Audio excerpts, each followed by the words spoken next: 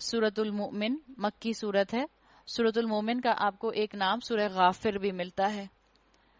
اس میں آپ کو توحید فی الدعا جو ہے وہ ملتی ہے. اور سورہ مومن سے اب کچھ صورتیں ایسی شروع ہوں گی جو حامیم سے شروع ہوں گی. آپ دیکھیں گی حوامین کہا جاتا ہے ان صورتوں کو. اب سورہ مومن سے ایسی صورتوں کی تکرار آ رہی ہے جن کے شروع میں حروف مقطعات کے اندر حامیم آپ کو ملے گا. حامیم تنزیل الکتاب من اللہ العزیز العلیم. حامیم اس کتاب کا نزول اللہ کی طرف سے ہے جو زبردست ہے، سب کچھ جاننے والا ہے. غافر الذنب گناہ معاف کرنے والا ہے. وقابل التوبی اور توبہ قبول کرنے والا ہے. شدید العقابی سخت سزا دینے والا ہے. ذی الطولی بڑا صاحب فضل ہے. لا الہ الا ہو الیہ المصیر کوئی معبود اس کے سوا نہیں، اسی کی طرف سب کو پلٹنا ہے. جو اللہ تعالیٰ سے ڈرے گا وہی اللہ کے سامنے اپنے آپ کو سرخرو کروا پائے گا. اللہ کی کوالٹیز بتا دی گئیں. غافر الذنب معمولی گناہ کو معاف کرنے والا. قابل التوب کبیرہ گناہ کے اوپر معافی کرنے والے کو معاف کرنے والا. شدید العقاب جب کوئی گناہ کرے اور توبہ کر کے واپس نہ پلٹے اس کو سخت سزا دینے والا. ذی الطول بڑا صاحب فضل جو اللہ کی طرف بندے پلٹیں ان کے ساتھ وہ رحمت اور فضل کے ساتھ ملتا ہے. مومن دنیا میں آن جاب رہتا ہے، ہر طرح سے اللہ کی کوالٹی کا مستحق ہوتا رہتا ہے. کبھی کوئی صغیرہ گناہ ہوتا ہے تو اللہ کی اس کوالٹی کا، پہلی کوالٹی کا مستحق ہو جاتا ہے. کبھی پاؤں پھسل جاتا ہے اور کوئی بڑا گناہ ہو جاتا ہے تو دوسری کوالٹی کا مستحق ہو جاتا ہے. اور ہر وقت اس کے اندر یہ احساس رہتا ہے کہ اللہ بہت سخت حساب لینے والا ہے. تو اللہ تعالیٰ نے یہاں اپنی صفات بیان کر کے یہ بات واضح کر دی کہ مومن جو ہے وہ اپنے آپ کو ان کوالٹیز کا مستحق بناتا ہے اور اپنے آپ کو دنیا کے اندر الرٹ کر کر رکھتا ہے، آن جاب رہتا ہے. اللہ کی آیات میں جھگڑے نہیں کرتے مگر صرف وہ لوگ جنہوں نے کفر کیا ہے. اس کے بعد دنیا کے ملکوں میں ان کی چلت پھرت تمہیں کسی دھوکے میں نہ ڈالے. جو اللہ کا نافرمان آج آپ کو بہت ایلیٹ نظر آئے، جو اللہ کا نافرمان آپ کو دنیا میں نعمتوں کو انجوائے کرتا ہوا نظر آئے، جو اللہ کا نافرمان آپ کو معاشرے میں بہت پاپولر نظر آئے، تو کبھی آپ اس کی پاپولیرٹی سے اپنے آپ کو کسی نقصان میں نہ ڈال لیں، دھوکے میں نہ ڈال لیں. اللہ نے کہہ دیا ان کے ملکوں میں ان کی چرت پھرت تمہیں کسی دھوکے میں نہ ڈالے. ان سے پہلے نوح کی قوم بھی جھٹلا چکی ہے اور اس کے بعد بہت سے دوسرے جتھوں نے بھی یہ کام کیا. یعنی دنیا کی ترقی اگر اللہ کی رضا کے بغیر ہے تو یہ اللہ کی نظر میں کوئی ویلیو، کوئی وقت نہیں رکھتی. اور اگر دنیا کی ترقی اللہ کی رضا کے بغیر ہے تو عذاب سے پھر یہ ترقی جو ہے ان کو بچا نہیں سکتی. بتا دیا گیا دین کا علم حاصل کرنا ضروری ہے، عمل کرنا ضروری ہے، عاملین کو اجر ملے گا. ہر قوم اپنے رسول پر جھپٹی تاکہ اسے گرفتار کرے. ان سب نے باطل کے ہتھیاروں سے حق کو نیچا دکھانے کی کوشش کی مگر آخرکار میں نے ان کو پکڑ لیا. پھر دیکھ لو میری سزا کیسی سخت تھی. اسی طرح تیرے رب کا یہ فیصلہ بھی ان لوگوں پر چسپاں ہو چکا ہے جو کفر کے مرتکب ہوئے ہیں کہ وہ واصل بہ جہنم ہونے والے ہیں. بتا دیا گیا جن بڑی بڑی قوموں نے اللہ کی نافرمانی کی، چاہے ان کے اندر کتنی بھی ترقی تھی، اللہ نے ان کو غرق کر دیا، اللہ نے ان کو تباہ کر دیا. یہ سب جہنم میں جانے والے ہوں گے. عرش الہی کے حامل فرشتے اور وہ جو عرش کے گرد و پیش حاضر رہتے ہیں سب اپنے رب کی حمد کے ساتھ اس کی تسبیح کر رہے ہیں. اور کیا کرتے ہیں؟ اور وہ اس پر ایمان رکھتے ہیں اور ایمان لانے والوں کے حق میں دعائے مغفرت کرتے ہیں. ہم بھی کہیں اللہ ہم بھی ایمان لائے اور ہم بھی آپ کی تسبیح کرتے ہیں. سبحان اللہ و بحمدہ سبحان اللہ العظیم. اللہ اپنے آپ کو بندہ اپنے آپ کو تسبیح کرنے والوں کے اندر شامل کر لے. وہ کہتے ہیں اے ہمارے رب تو اپنی رحمت اور اپنے علم کے ساتھ ہر چیز پر چھایا ہوا ہے، پس معاف کر دے اور عذاب دوزخ سے بچا لے ان لوگوں کو جنہوں نے توبہ کی ہے اور تیرا راستہ اختیار کر لیا ہے. یعنی یہ ایمان کا رشتہ ہے. فرشتے جو ہیں وہ ان لوگوں کے لیے دعائیں کرتے ہیں جو لوگ دنیا میں غلطی سے گناہ کر بیٹھتے ہیں اور ان کے گناہ کے بعد وہ شرمندہ ہوتے ہیں اور شرمندگی کے بعد وہ توبہ کرتے ہیں. فرشتے بھی ان کے لیے دعائیں کرتے ہیں. فرشتے جو ہیں ہماری تسبیح کا سکور ریکارڈ کر رہے ہوتے ہیں. اللہ تعالیٰ نے ان کو پیدا ہی اسی لیے کیا ہے، اللہ نے ان کو بنایا ہی اسی لیے ہے کہ وہ خود بھی عبادت کریں اور جو عبادت کرنے والے لوگ ہیں ان کا بھی راستہ وہ جو ہے ان کے لیے واضح کرتے رہیں، ان کے لیے آسانیاں پیدا کرتے رہیں. تو بتا دیا گیا کہ فرشتے جو ہیں ان کا اور مومنین کا ایمان کا رشتہ ہوتا ہے. یاد رکھیں مومن کسی بھی دور میں آئے، چاہے وہ صحابہ تھے، چاہے وہ تابعین تھے، چاہے وہ تبع تابعین تھے. آج بھی جو مومن ہوگا اس کو ان تمام مومنین سے جو ماضی میں گزر چکے ہیں ان سے ایسی ہی انسیت اور اپنائیت محسوس ہوگی جیسی کہ ان کے آپس میں کنٹمپرری لوگوں کو ہوا کرتی تھی. یہ ایمان کا رشتہ جو ہے، اللہ تعالیٰ کہتا ہے ایمان کا رشتہ بڑا مضبوط رشتہ ہوتا ہے. یہ ہزاروں سال کا فاصلہ اس کے اندر طے ہو جاتا ہے اور اس سے فرق نہیں پڑتا کہ کون کب آیا تھا اور کون کب آیا تھا. مومن ایک دوسرے کے لیے دعائیں کرنے والے ہوتے ہیں. ایمان کے رشتے کے اندر بڑی مضبوطی ہوتی ہے. آپ دیکھیں آپ کی جو دوستیاں ہوتی ہیں آپ کی قرآن کی کلاسز کے اندر جن خواتین کے ساتھ، وہ کتنی اچھی پرولونگڈ چلتی ہیں. نہ اس میں جھگڑے ہوتے ہیں، نہ اس میں ٹینشن ہوتی ہے، نہ اس میں لان تان ہوتی ہے، نہ اس میں کرٹیسزم ہوتا ہے، بلکہ ایک دوسرے کو نیکیوں کے اوپر ابھارنے والے ہوتے ہیں. یہ ایمان کا رشتہ ہوتا ہے. یہی ایمان کا رشتہ انسانوں اور فرشتوں کے ساتھ بھی ہوتا ہے. روایات میں آتا ہے کہ فرشتے جب کسی کو دیکھتے ہیں کہ اس کے عمل میں کمی آ رہی ہے، بظاہر نیک انسان ہے، کوشش کر کے عمل کرنے والا ہے، لیکن جب اس کا پاؤں پھسلتا ہے تو یہ فرشتے اس کے لیے دعائیں کرتے ہیں کہ اللہ اس کو ہمت دے، یہ گناہ کی طرف نہ جائے اور نیکی کی طرف پلٹ آئے. پھر جب وہ توبہ کرتے ہیں، وہی بندے اللہ کے گناہ کرنے کے بعد توبہ کرتے ہیں، تو یہ فرشتے بھی اللہ سے ان کے لیے توبہ کرتے ہیں اور درخواست کرتے ہیں کہ اللہ ان کو معاف کر دے.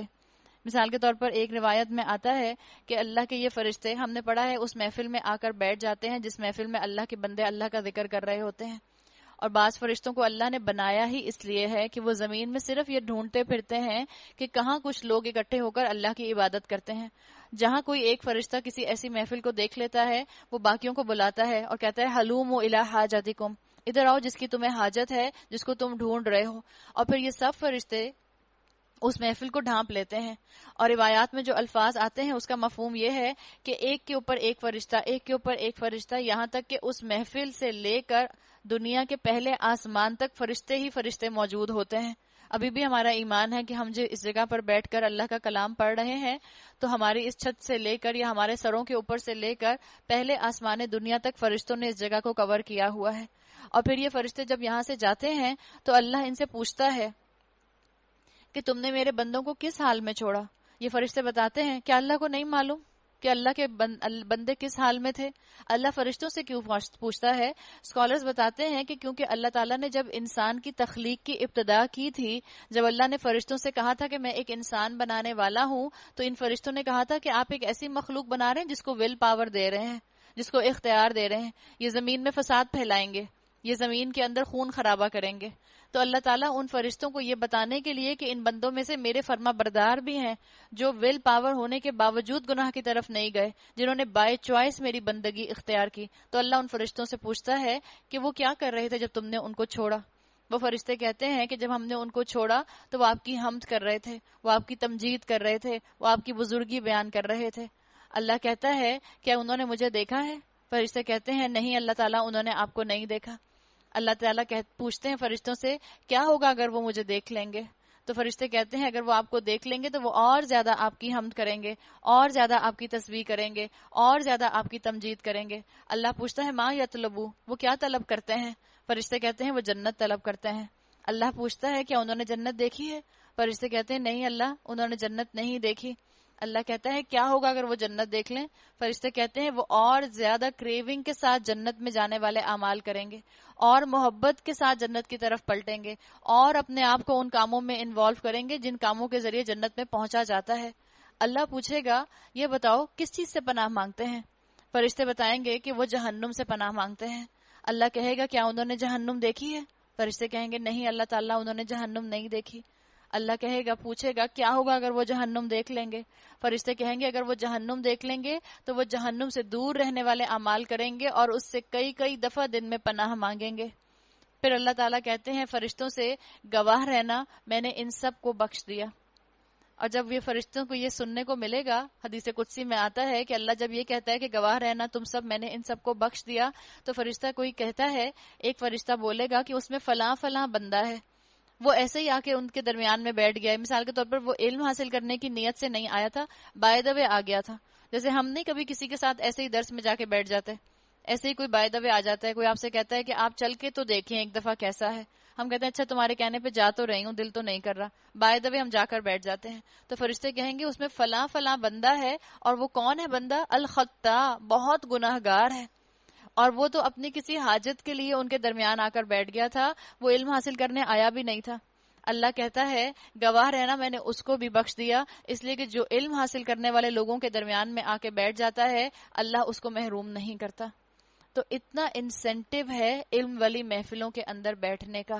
یہ فرشتے آپ کے اور میرے حق میں دعائیں کرتے ہیں، یہاں تک آتا ہے روایات میں کہ یہ فرشتے، مثال کے طور پر ہم ریگولر یہاں پر آ رہے ہیں، ہم روٹین کے طور پر یہاں پر آ رہے ہیں، فرشتے بھی آپ کی اور میرے لیے دعائیں کرتے ہیں۔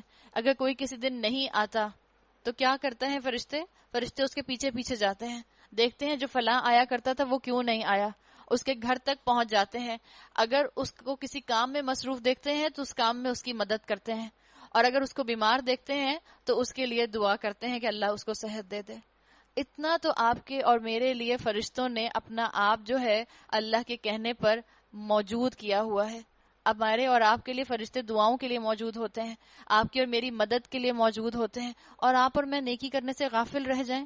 اتنا رحمان رب جس نے آپ کی اور میرے لیے ایسی مخلوق کو بھی مددگار بنا دیا جو مخلوق مجھے اور آپ کو نگاہوں سے نظر بھی نہیں آتی، پھر بھی آپ اور میں جو ہیں اس ایمانی رشتے کو محسوس نہ کر سکیں۔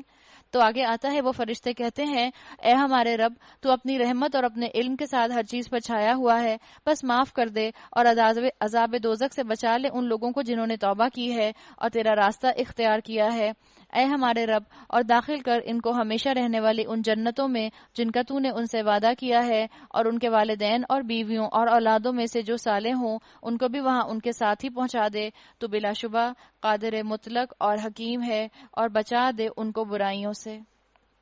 آپ کے اور میرے لیے دعائیں کرتے ہیں، اور یہاں پر یہ بات آ گئی کہ ان کی بیویوں کو اور ان کے والدین کو اور اولاد میں سے جو صالح ہوں ان کو جنت میں پہنچا دے۔ اس کے بارے میں آپ جانتے ہیں کہ روایات میں کیا آتا ہے کہ اگر پوری فیملی کوالیفائی کر جائے گی جنت کے لیے، مثال کے طور پر والدین بھی کوالیفائی کر گئے، اولاد بھی کوالیفائی کر گئی، تو ان میں سے جو ایک جو ہے وہ اعلیٰ درجے پر ہوگا، وہ اللہ سے سفارش کر کے اپنے باقی گھر والوں کو بلا سکتا ہے کہ اللہ میرے باقی گھر والوں کو بھی ایلیویٹ کر دے، ان کو بھی اوپر لے آ، ان کے درجے بھی بلند کر دے۔ تو اگر آپ اپنے خاندان میں کسی کو دیکھتی ہیں، آپ کا بیٹا، آپ کی بیٹی، آپ کی بہو، آپ کی بہن، کوئی رشتہ دار، آپ کا بھائی، آپ کا شوہر، آپ کسی کو دیکھتی ہیں جو دین میں آگے نکل رہا ہے، جو دین میں زیادہ وقت لگا رہا ہے، جو دین میں زیادہ علم حاصل کر رہا ہے، جو دین میں جہاد کر رہا ہے، جو دین میں قربانی دے رہا ہے۔ مثال کے طور پر آپ نے دیکھا اپنے خاندان میں ایک خاتون کو جنہوں نے پہلے دوپٹہ اوڑھنا شروع کیا، پھر دوپٹے اوڑھنے کے بعد انہوں نے اپنا عورہ کور کرنا شروع کیا، عورہ کور کرنے کے بعد انہوں نے پورا حجاب پہن لیا، برقع اور عبایا پہن لیا، اس کے بعد وہ ایک قدم اور آگے بڑھی، انہوں نے نقاب پہن لیا۔ تو کیا چاہیے باقی خاندان والوں کو؟ ان کی سپورٹ بن جائیں، اس لیے کہ ہو سکتا ہے یہی ایک خاتون، یہی ایک مرد جو خاندان میں علم میں آگے اور عمل میں آگے نکل رہا ہے، دین میں جہاد اور قربانیاں دے رہا ہے، کیا پتہ قیامت کے دن یہی ایک انسان ان کو جنتوں میں ایلیویٹ کرنے کا ذریعہ بن جائے۔ تو اپنی اولادوں کے قدم مت کھینچیں، ان کے دامن نہ گھسیٹیں اگر وہ علم حاصل کرنے کے لیے آگے بڑھتے ہیں، اگر وہ عمل کرنے کے لیے دنیا سے آگے بڑھ کر دین میں جاتے ہیں، تو آپ ان کی ٹانگیں گھسیٹ گھسیٹ کر ان کو پیچھے نہ بٹھا لیں، ان کے دامن سے پکڑ پکڑ کر ان کو نہ کہہ دیں کہ دیکھو تم ایکسٹریمزم کی طرف جا رہے ہو، دیکھو تم ٹو مچ عمل کر رہے ہو، اللہ یہ نہیں کہتا، یہ مت کریں۔ اللہ تعالیٰ میرے اور آپ کی ہو سکتا ہے لیونگ سٹینڈرڈ کو ان کے ذریعے بڑھوا دے، کیا پتا ان کی آج کی قربانی آپ کو اور مجھے جنت میں بلند درجہ دے دے۔ تو اگر کوئی آپ کو اپنے خاندان میں ایمبیشیس نظر آتا ہے اور وہ ایمان کی ترقی کے ساتھ منازل طے کر رہا ہے تو اس کو آگے سے آگے جانے دیں، وہ آپ کے اور میرے لیے جو ہے مددگار ہوگا۔ ہمارا حال کیا ہوتا ہے جہاں کوئی خاندان میں عورت پردہ کرنا شروع کرتی ہے، ہم اس کو ننجا کہنے لگ جاتے ہیں، اور ننجا تو اب ذرا آبسولیٹ ہوتا جا رہا ہے، اب ہم اس کو برقع ایونجر کہنے لگ جاتے ہیں، اس لیے کہ ہمیں تو نئے نئے نام نکالنے کا اور نئی نئی ٹرمینالوجیز دینے کا شوق ہے نا۔ تو اب تو یہ معاملے ہو گئے جہاں کوئی لڑکا جو ہے 18 سال کا 20 سال کا داڑھی رکھ لیتا ہے، اس کو کہتے ہیں اللہ تم بالکل بکرا لگ رہے ہو۔ کتنا زیادہ ڈسکریجمنٹ ہے اس کے لیے، اتنا ڈسکریج کیا اس کو کہ کیا پتا اس کا آپ کے الفاظ کی وجہ سے عمل کرنے کا دل ہی اٹھ جائے۔ تو جو آگے بڑھ رہا ہو اس کو آگے بڑھنے دیں۔ اللہ نے کہا جس کو تو نے قیامت کے دن برائیوں سے بچا دیا اس پر تو نے بڑا رحم کیا، یہی بڑی کامیابی ہے۔ جن لوگوں نے کفر کیا ہے قیامت کے روز ان کو پکار کر کہا جائے گا آج تمہیں جتنا شدید غصہ اپنے اوپر آ رہا ہے، اللہ تم پر اس سے زیادہ غضبناک اس وقت ہوتا تھا جب تمہیں ایمان کی طرف بلایا جاتا تھا اور تم کفر کرتے تھے۔ فرق کیا ہے؟ آج مجھے اور آپ کو اللہ کا وہ غصہ نظر نہیں آتا، آج مجھے اور آپ کو اللہ کی نافرمانی کرنے کے بعد احساس بھی نہیں ہوتا کہ ہم نے اللہ کا کتنا زیادہ حق مار دیا۔ وہ کہیں گے اے ہمارے رب، تو نے واقعی ہمیں 2 دفعہ موت اور 2 دفعہ زندگی دے دی، اب ہم اپنے قصوروں کا اعتراف کرتے ہیں، کیا اب یہاں سے نکلنے کی بھی کوئی سبیل ہے؟ استغفار کا بلینک چیک جو تھا اس کی ڈیٹ تو ایکسپائر ہو گئی، اب تو یہ پہنچ گئے اللہ کے پاس، موت آ گئی، اب واپسی کی اگر یہ خواہش کا اظہار کریں گے بھی تو کوئی فائدہ نہیں۔ توبہ کی اللہ سے اگر یہ اب اجازت چاہیں گے بھی، اب بھی اس کی توبہ کی اجازت نہیں دی جائے گی، اس لیے کہ ڈیٹ چلی گئی۔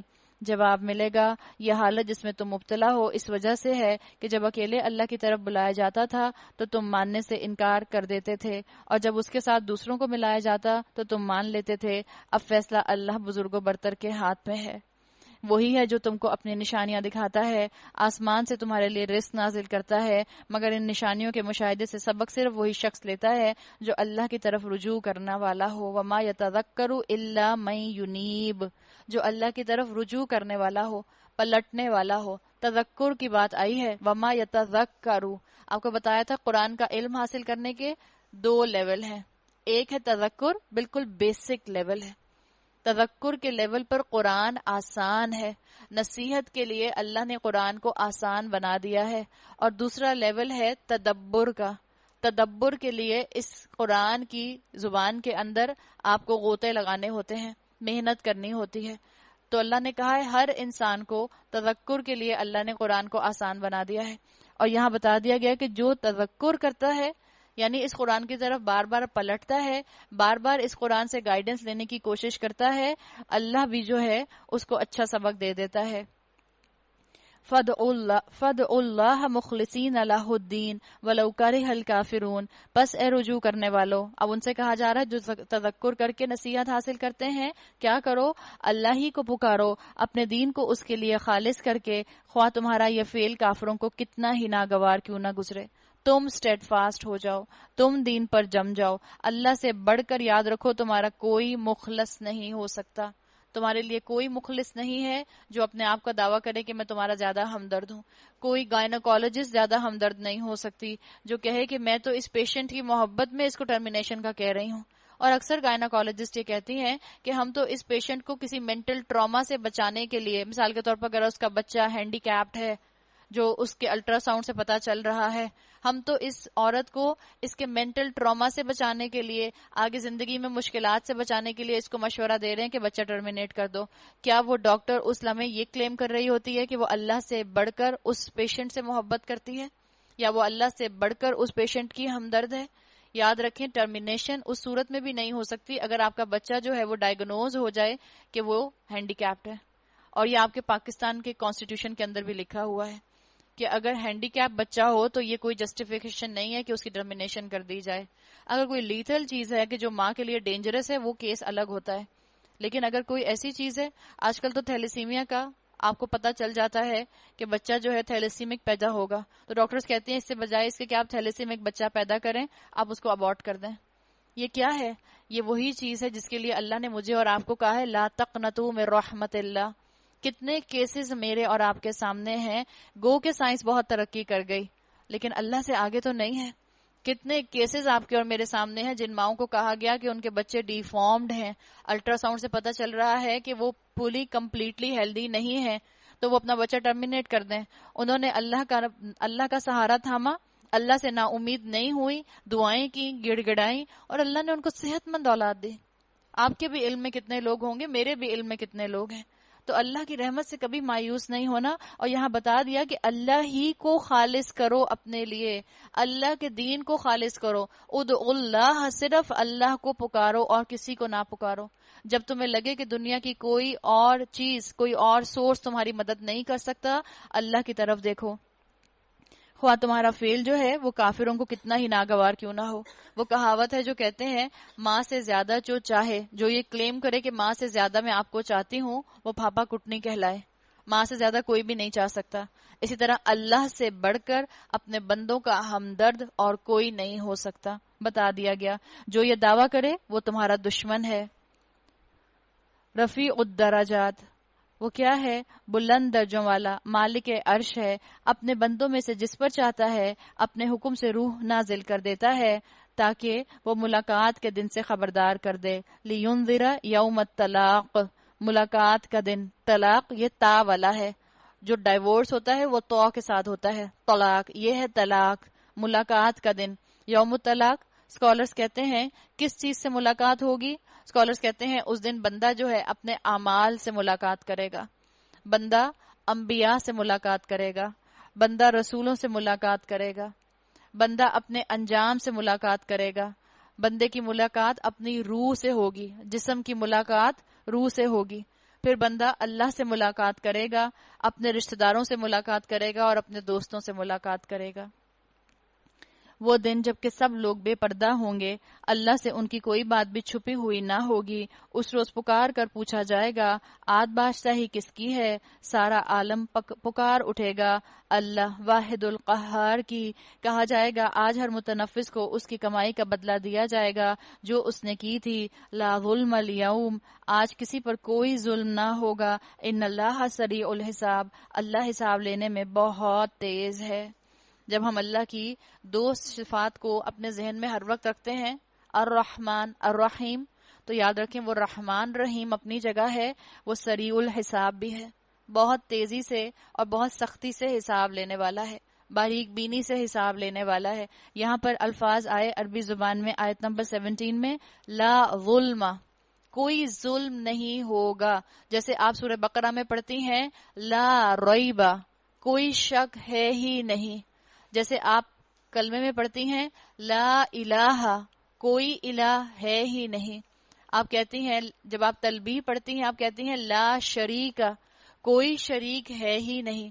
یہ ایبسلیوٹ نیگیشن آتی ہے. اللہ تعالیٰ حساب لینے میں جب تیز ہے تو اللہ اپنی اس صفت کے ساتھ پہلے یہ بات واضح کر رہا ہے کہ یہ چیز یاد رکھنا، اللہ ظلم کسی پر نہیں کرے گا. اسی لیے اللہ نے اپنے آپ کو سورہ فاتحہ میں مالک یوم الدین ڈکلیئر کیا ہے. مالک یوم الدین، جس دن جزا کے سزا کے صحیح صحیح ناپ تول کے ساتھ جو ہیں فیصلے کر دیے جائیں گے، سکیلز دے دیے جائیں گے. جو انسان جو ڈیزرو کرتا ہوگا اس کو وہ مل جائے گا. تو یہ یاد رکھنا کہ جب تم یہ پڑھو کہ اللہ سخت ہے حساب لینے میں، تو یہ بھی جان لینا کہ وہ ایسا جج ہے جو ظلم نہیں کرتا کسی پر. وَأَنذِرْهُمْ يَوْمَ الْآزِفَةِ، اے نبی صلی اللہ علیہ وسلم ڈرا دو ان لوگوں کو اس دن سے جو قریب آ لگا ہے. قرآن کیوں ڈراتا ہے؟ اس لیے کہ قرآن کا مزاج کیا ہے؟ قرآن چاہتا ہے یہ ڈر انسان کو عمل میں دوڑا دے. فور وارنڈ از فور آرمڈ، جس نے پہلے سے اپنے آپ کو تنبیہ دے دی وہ اپنے آپ کو تیار بھی کر لے گا. ہم بچوں کو کیوں ڈراتے ہیں؟ پڑھ لو پڑھ لو پڑھ لو، ورنہ کیا ہوگا؟ تمہارا نقصان ہوگا، تم پاس نہیں ہوگے. انہی کو نقصان سے بچانے کے لیے ڈراتے ہیں. آپ چھوٹے بچوں کو کیوں ڈراتی ہیں کہ بیٹا کوئی بھی آئے اور کہے کہ تمہارے پاپا بلا رہے ہیں، آج ڈرائیور نہیں آیا، آج تم میرے ساتھ چلو تو مت جانا؟ کیوں ڈراتے ہیں بچوں کو؟ ہم کہتے ہیں بچوں کسی سے ٹافی لے کے نہیں کھانا، کوئی تمہیں کھلائے تو. کیوں ڈراتے ہیں بچوں کو؟ مقصد کیا ہوتا ہے؟ ان کو کسی نقصان سے بچانا. تو اللہ کے رسول سے جب کہا جا رہا ہے کہ ان کو قیامت کے دن کے بارے میں ڈرا دیجئے، مقصد ہے ان کو پہلے سے وارن کر دیجئے، کہیں یہ کسی غلطی کا شکار نہ ہو جائیں. مقصد یہ ہے کہ یہ اپنا عمل درست کر لیں. کون سا دن ہوگا وہ جب کلیجے منہ کو آ رہے ہوں گے اور لوگ چپ چاپ غم کے گھونٹ سے کھڑے ہوں گے. ظالموں کا نہ کوئی مشفق دوست ہوگا، نہ کوئی شفیع جس کی بات مانی جائے گی. اللہ نگاہوں کی چوری سے واقف ہے اور وہ راز تک جانتا ہے جو سینوں نے چھپا کر رکھے ہیں. اللہ تعالیٰ نے قرآن میں انذار کا حق ادا کر دیا ہے. اللہ نے بتا دیا وہ دن کیسا ہوگا جس دن کوئی کسی کے کام نہیں آئے گا. پینک سچویشن ہوگی. جیسے دنیا میں پینک سچویشن ہوتی ہے تو ہمیں کیا ہوتا ہے؟ ہم اپنا ہی فون نمبر بھول جاتے ہیں. تو جب ایسی پینک سچویشن ہوگی جو جہنم کی پینک سچویشن ہوگی، جو روز محشر کی پینک سچویشن ہوگی، ہم اپنے دوستوں کو بھول جائیں گے. بھول جانے کا مطلب یہ نہیں کہ ہمیں پتہ نہیں چلے گا کہ سامنے میری دوست کھڑی ہے. بھول جانے کا مطلب یہ نہیں ہے کہ مجھے پتہ نہیں چلے گا کہ سامنے میری بیٹی کھڑی ہے. معلوم ہوگا لیکن پینک اتنا ہوگا کہ ہر ایک کو اپنی جان کی فکر ہوگی. تو قرآن نے انذار کیوں کیا ہے؟ تاکہ آپ اور میں عمل پر دوڑ پڑیں. کس دن کے انتظار میں ہیں؟ کیا اس دن کے انتظار میں ہو جس دن جہنم تمہاری آنکھوں کے سامنے کھول دی جائے گی؟ اللہ ٹھیک ٹھیک بے لاکھ فیصلہ کرے گا. رہے وہ جن کو یہ مشرکین اللہ کو چھوڑ کر پکارتے ہیں، وہ کسی چیز کا بھی فیصلہ کرنے والے نہیں ہیں. بلا شبہ اللہ ہی سب کچھ سننے اور دیکھنے والا ہے.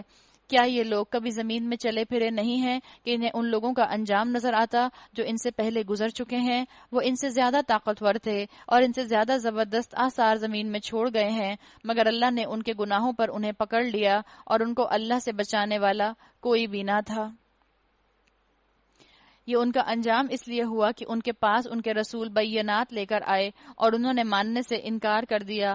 آخرکار اللہ نے ان کو پکڑ لیا، یقیناً وہ بڑی قوت والا اور سزا دینے میں بہت سخت ہے۔ انہ قوی شدید العقاب۔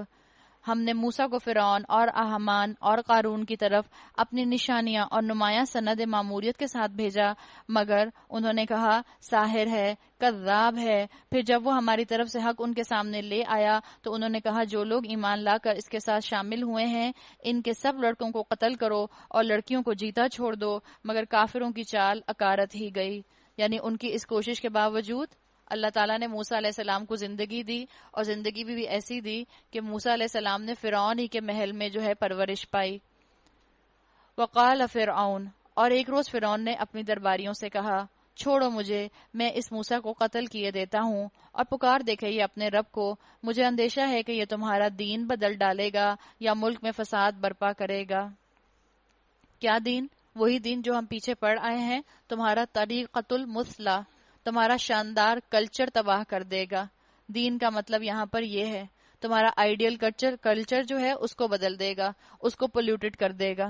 یہاں پر یہ بات واضح کی گئی، اور پہلے بھی کئی مقامات پر یہ بات واضح کی گئی ہے کہ جو گناہوں میں انوالو ہوتے ہیں وہ کسی ایک کو نیکی پر چلتا دیکھتے ہیں تو ان کو انسیکیورٹیز ہو جاتی ہیں، اس لیے کہ دل کے اندر تو ہر کوئی اللہ کو جانتا ہے نا، لیکن زبان سے اقرار کرنے کو تیار نہیں ہوتا۔ اس لیے کوئی ایک نیک عمل شروع کرتا ہے، لوگ اس کو کتنا کرٹیسائز کرتے ہیں، اتنا کرٹیسائز کرتے ہیں کہ جو بیچارہ ایک نہیں 10 نیکیوں پر عمل کر رہا ہے، اگر وہ 11ویں نیکی پر عمل نہیں کرتا تو لوگ اس کو اسی طرح سے کرٹیسائز کر کے اس کو ڈی مورلائز کرتے ہیں۔ اس نے بھی یہی طریقہ انداز اپنایا کہ کیا ہوگا، اکیلے ایک موسیٰ علیہ السلام نہتے جن کے پیچھے نہ قوم کھڑی ہے، جن کے ساتھ نہ فوجیں موجود ہیں، صرف ایک ان کے پاس ان کا عصا ہے اور ایک ان کا ید بیضہ ہے، اور اس کو دیکھ کے وہ کہہ رہا ہے کہ یہ تمہارا طریقہ بدل دے گا، یہ تمہارا کلچر بدل دے گا۔ یہ کس کا روب ہے؟ یہ حق کا روب ہے جو اللہ تعالیٰ کفار کے دلوں پر ڈال دیتا ہے۔ وقال موسیٰ، موسیٰ علیہ السلام نے کہا میں نے تو ہر اس متکبر کے مقابلے میں جو یوم الحساب پر ایمان نہیں رکھتا اپنے رب اور تمہارے رب کی پناہ لے لی ہے، مبلغ بن کر تبلیغ کر دی۔ اور مبلغ کا ایمان کیا ہوتا ہے؟ اس کا سارا توکل اللہ پر ہوتا ہے۔ نہ صرف یہ کہا کہ میں نے اپنے رب پر بھروسہ کیا، اس نے کہا میں نے اپنے اور تمہارے رب پر بھروسہ کیا۔ اس کے ساتھ ساتھ اس سے جاتے جاتے بھی اپنی تبلیغ کا ہر حق ادا کر رہے ہیں، اور یقین کے ساتھ کہہ رہے ہیں کہ مجھے تو اپنے رب پر یقین ہے۔ ہر دائی کے اندر یہی یقین موجود ہونا چاہیے۔ جب آپ کسی دین کے عمل کے اوپر آ جائیں، آپ چلتی پھرتی دائی بن گئیں۔ ہم سب شیخ نہیں بن سکتے، ہم سب اسکالر نہیں بن سکتے، ہم سب مفتی نہیں بن سکتے، ہم میں سے ایک ایک دائی ہے۔ اور دائی بننے کے لیے ضروری نہیں ہے کہ ہم پہلے کمرے میں بیٹھے ہیں، ساؤنڈ سسٹم آئے، سب میرے سامنے آ کے بیٹھ جائیں اور پھر میں تبلیغ کرنا شروع کروں۔ آپ چلتی پھرتی دائی ہیں، دین کی چلتی پھرتی دین کا ریپرزنٹیٹر ہیں۔ اپنی زبان سے، اپنے اخلاق سے، اپنے کردار سے، اپنے معاملات فہمی سے، اپنے رشتے نبھانے سے آپ اور میں اپنے آپ کو پریزنٹ کرتے ہیں ایز اے دائی۔ تو دیکھ لیں کہ آپ کی اور میرے اعمال کے اندر کنوکشن ہوتا ہے، یقین ہوتا ہے، یا آپ اور میں امبیرس مسلم بن کر اس معاشرے کے اندر چلتے پھرتے ہیں۔ اس موقع پر آل فرعون میں سے ایک مومن شخص جو اپنا ایمان چھپائے ہوئے تھا بول اٹھا۔ اب 2 رکوع آپ کو ملیں گے، ایک مومن انسان کی تقریر اس میں آئے گی۔ کیا تم ایک شخص کو صرف اس بنا پر قتل کر دو گے کہ وہ کہتا ہے کہ اللہ میرا رب ہے، حالانکہ وہ تمہارے رب کی طرف سے تمہارے پاس بینات لے آیا ہے؟ اگر وہ جھوٹا ہے تو اس کا جھوٹ خود اسی پر پلٹ پڑے گا، لیکن اگر وہ سچا ہے تو جن ہولناک نتائج کا وہ تم کو خوف دلاتا ہے ان میں سے کچھ تو ضرور ہی تم پر آ جائیں گے۔ یعنی بتا دیا گیا کہ اس نے کھڑے ہو کر تبلیغ کر دی، اور سیکولر مائنڈ رکھنے والے لوگوں کے درمیان میں کھڑے ہو کر اس نے تبلیغ کی، اور یہی چیز جو ہے یہ اسلام کا ریوائول لے کر آتی ہے۔ جب انسان یہ نہ دیکھے کہ کن میں کھڑے ہو کر تبلیغ کر رہا ہے، بلکہ انسان یہ دیکھے کہ اس کے رب نے اس کو کیا کہنے کا حکم دیا ہے، تبلیغ کا مادہ اللہ تعالیٰ نے ہر انسان میں رکھا ہے. انسان کو اپنی اپنی کوالٹیز کو امپروو کرنے کی ضرورت ہے.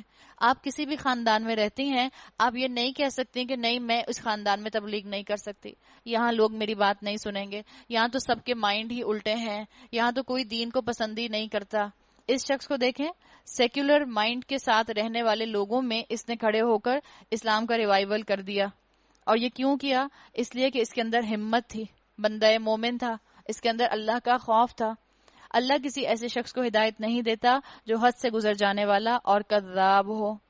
حدیث کے مطابق اگر 4 چیزیں جو ہیں وہ انسان کے اندر ہیں تو یہ انسان کی نجات کے لیے کافی ہیں. اور ان 4 چیزوں میں پہلی ہے امانت.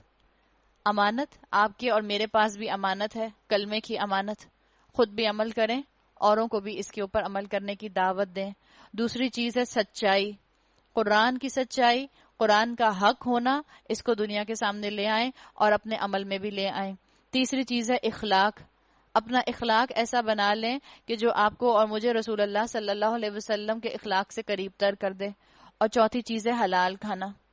آپ صلی اللہ علیہ وسلم نے کہا اگر صرف یہ 4 چیزیں تمہارے پاس ہیں اور کچھ بھی نہیں ہے تو یہ تمہاری نجات کے لیے کافی ہے.